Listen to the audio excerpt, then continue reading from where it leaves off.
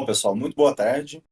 É um prazer estar com vocês aqui hoje, né, a convite do Instituto Social GG Goiá, a quem agradeço ao convite, né, e a oportunidade de, através desse encontro, poder trazer algumas reflexões para fazer com vocês, né, compartilhando minhas ideias e poder ter a chance de, com elas, né, acrescentar, fomentar e provocar um pouco mais o debate.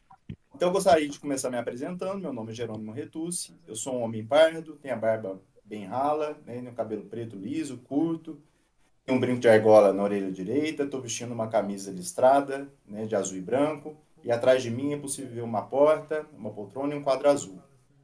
Eu falo a partir de uma boa experiência de estudos sobre infância e adolescência.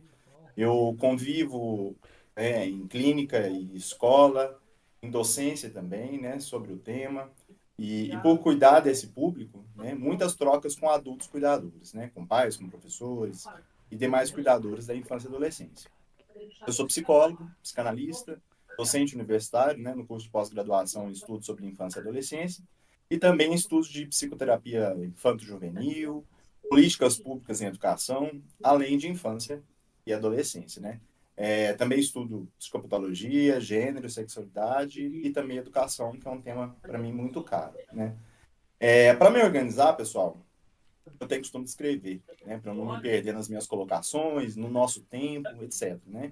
E para pensar o tema de hoje, que me foi sugerido, né, direitos garantidos pelo ECA, eu construí uma fala que eu nomeei como uma interrogação.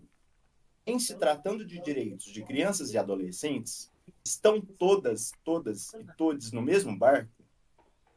Essa, pessoal, foi uma afirmação muito repetida há 2, 3 anos atrás, quando a gente passou pelo período da pandemia da Covid-19. Né? Foi a seguinte afirmação: estamos todos no mesmo barco. Só que não é bem por aí. Depois a gente consegue A gente editar pode o estar vídeo, até né? todos Pra ficar no melhor mesmo pra quem barco, tá vendo a né? No imagem. mesmo oceano, desculpa, mas não estamos no mesmo barco. E nesse sentido, se a gente não está nas mesmas condições, muito menos as crianças e adolescentes estão no mesmo lugar. E quando nós estamos falando de infâncias e adolescências, e aqui pensando com vocês no plural, tá?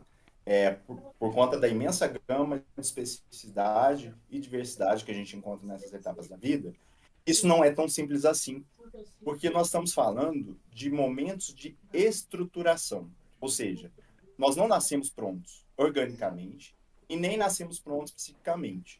E saber disso, pessoal, estou trazendo isso aqui, porque não é uma simples questão teórica. Saber disso convoca a gente a pensar como essas duas etapas importantíssimas da estruturação da vida estão sendo amparadas, cuidadas e consideradas dentro desse período de transição que nós estamos vivendo, né? Que alguns autores vão chamar de pós-modernidade, tardomodernidade, sociedade líquida, né? Enfim, que vamos nos deparando com outras questões de convívio e estruturação da vida humana, né? E aí eu trouxe 2 exemplos que eu gostaria de destacar, né, para a gente entender desse período transitório que a gente está vivendo. Primeiro, os aspectos de consumo e sobrevivência, e segundo, as apresentações de gênero na sociedade. Então, recentemente, nós passamos, né, de um capital material, né, vamos chamar de dinheiro vivo, em que a gente pagava e os nossos pagamentos implicavam num indivíduo, um lugar para o outro, e chegamos à modalidade atual, onde via Pix enviamos valores, seja centavos ou milhões, em questões de segundo para qualquer lugar do mundo, do Brasil, né? Esse dinheiro fictício, né, virtual, está fazendo acontecer outras formas de viver na sociedade, pois pede que a gente saiba manejá-lo. Com isso, geramos também outras maneiras de estar no mundo para nossa sobrevivência. Junto a essas mudanças, nós temos assistido às manifestações no psíquico, com as questões de identidade de gênero e até mesmo em alterações de vestimentas no trabalho e na profissão. Então, se antes as profissões se definiam somente entre homens e mulheres Nossa, cis, também como que eu que faço faziam pra mudar isso o ou vídeo? aquilo, de acordo com o que se quer na função, hoje o gênero não é mais determinante. E aqui, pessoal, apesar, é claro, né, da imensa dificuldade e desigualdade na inserção no mercado de trabalho, né? Mas apesar disso, atualmente, hoje qualquer pessoa Deixa pode eu ver ocupar se qualquer consegue função. mudar. De novo, considerando as imensas dificuldades, preconceitos e barreiras impostas pelas desigualdades, né? Mas é diferente de há 50 anos atrás. Então, na pós-modernidade, essas funções não se assentam mais de maneira tão rígida. Então, as mulheres, cis ou não, também podem ser provedoras, né? E os homens, cis ou não, também podem exercer funções domésticas, embora essa em porcentagem menor, mas já existentes. Sendo assim, as leis começam a ser repensadas e reestruturadas em torno dessas novas formações de subjetivação que emergem na pós-modernidade. Isso, gente, é óbvio, né? É, muito conflito, muitas dificuldades, mas que são inevitáveis diante das nossas inevitáveis diferenças. Então, pensando aqui, as crianças e os adolescentes, que, como a gente disse agora há pouco, estão em momentos de estruturação, isso não poderia ser diferente. Porque se hoje nós temos as crianças e adolescentes como sujeitos de direito, é porque isso foi construído e pensado em termos de políticas públicas, em termos de assessoria, em termos de reflexões e discussões extremamente importantes. Então, hoje, nós temos o ECA, né, que é o Estatuto da Criança e Adolescente, criado em 1990, mas ele surge de um apontamento mostrando um trajeto de luta e persistência que começa lá atrás. Então, começa lá atrás, em 1948, com a Declaração Universal dos Direitos Humanos, né? Depois, com a Convenção das Nações Unidas sobre os Direitos da Criança, em 1989, e no Brasil, com a Constituição Federal do Brasil, também em 1989, né? Que vai abrir, no seu artigo 227 e 228, caminho para a criação do Estatuto da Criança e do Adolescente, né? E aí ele surge como uma lei federal, 8.069, em 13 de julho de 1990. A partir daí, ele vem trazer e demarcar uma definição que todas as crianças e os adolescentes como sujeitos de direitos, em condição peculiar de desenvolvimento, que demandam proteção integral e prioritária por parte da família, da sociedade e do Estado, que hoje, né, no Estado moderno, são os três pilares que vão constituir um cidadão. Então, se a gente pensar, primeiro pilar, família, né, como um grupo primário, que vai precisar criar possibilidades de apoio e sustentação de uma forma segura para essa criança e esse adolescente. Depois a gente tem a sociedade, que para as crianças e adolescentes é representada como uma escola. Então, pessoal, a escola é o único espaço em que a criança vai ter para conviver com outras crianças, num convívio horizontal, né? E com outros adultos, cuidadores, num convívio vertical. E junto da comunidade, vai precisar sustentar as particularidades das famílias, né?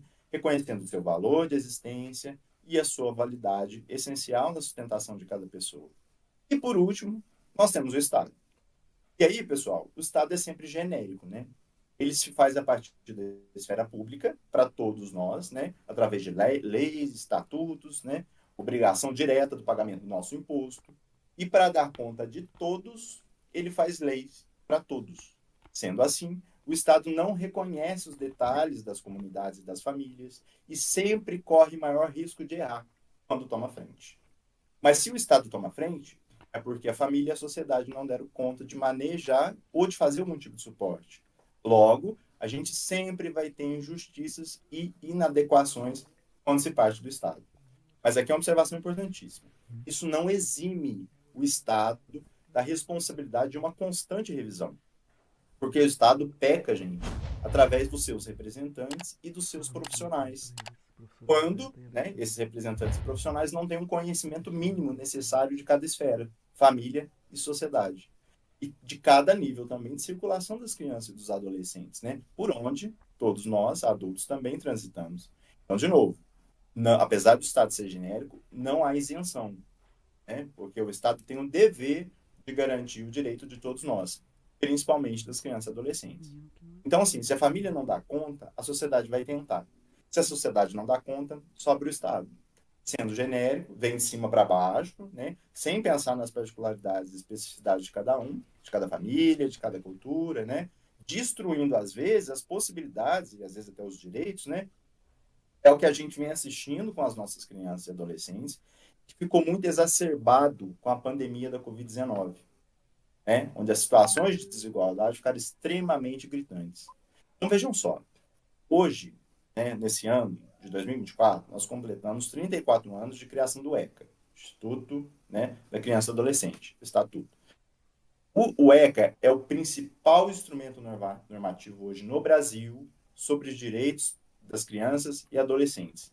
No seu artigo 3º, ele traz o seguinte, abre aspas, toda criança, muito importante destacar essa palavra, toda criança e adolescente possui amparo e garantia à vida, à saúde, à alimentação, à educação, ao esporte, ao lazer, à profissionalização, à cultura, à dignidade, ao respeito, à liberdade, à convivência familiar e comunitária, independente de crença, classe social, costumes, genética, hereditariedade, orientação sexual, identidade de gênero ou qualquer outro fator.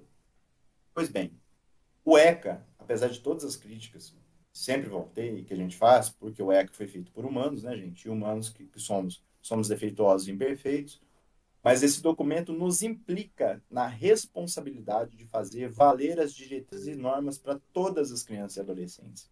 Então, retomando o ECA, independente da crença, classe social, costumes, genética, hereditariedade, orientação sexual, identidade de gênero ou qualquer outro fator.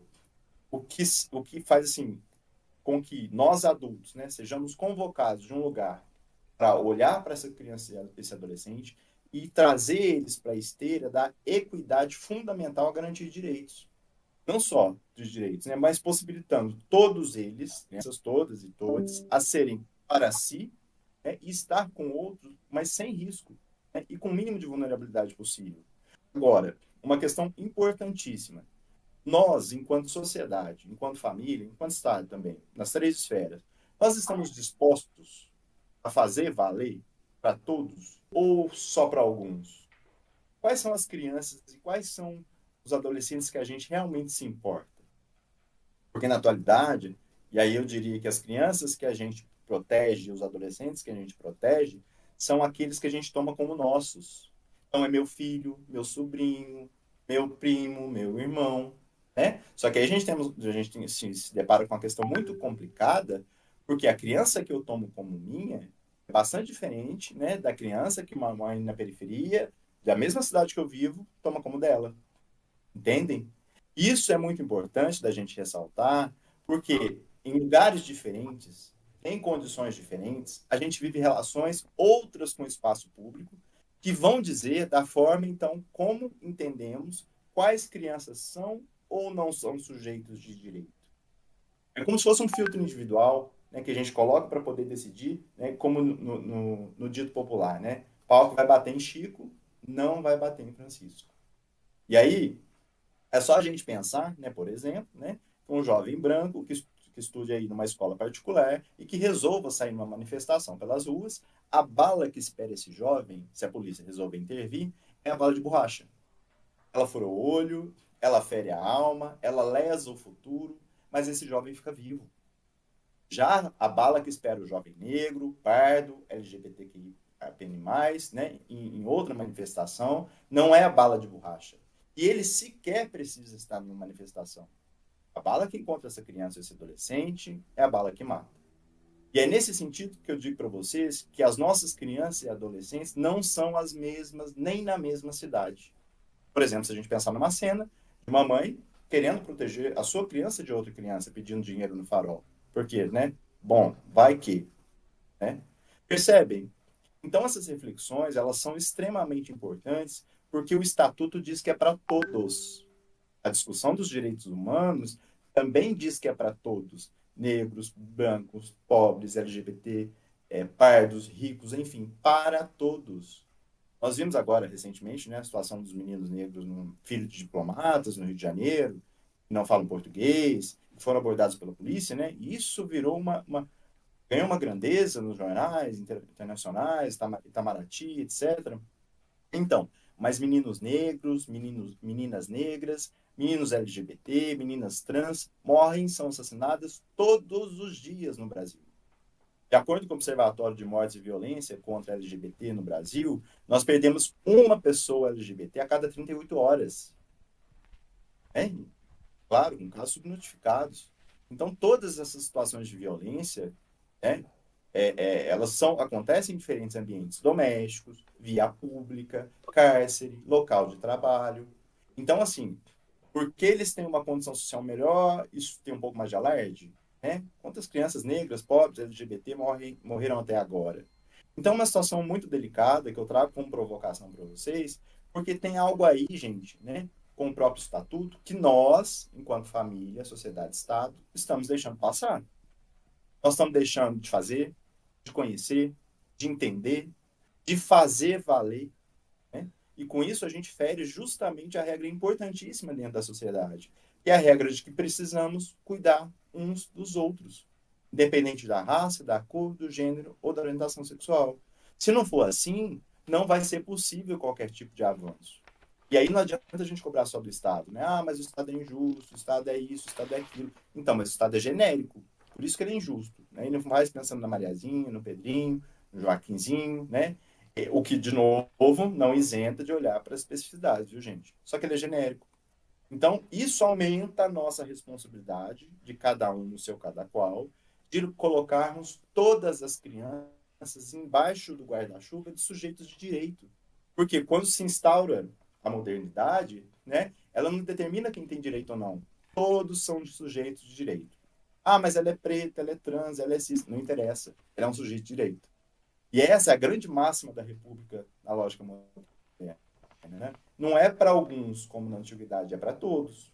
Por que que agora, né, quando a gente olha de um panorama mais distante, a gente começa a ver, né, essa história de é para alguns, né? E aí os outros, obviamente, em situações de vulnerabilidade, ficam à margem, mas não é para ser, né?